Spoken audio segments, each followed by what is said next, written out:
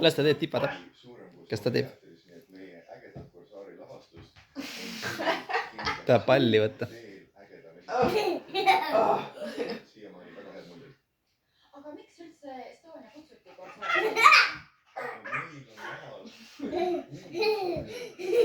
Kuulsa hispaanlase Jose Martinese korsaar.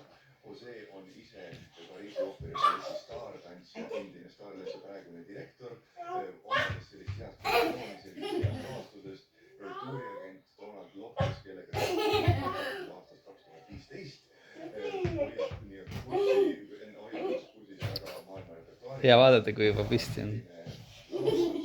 Vaata, Roald teile peale ei kuku. Või vastu seina ja mine ruttu!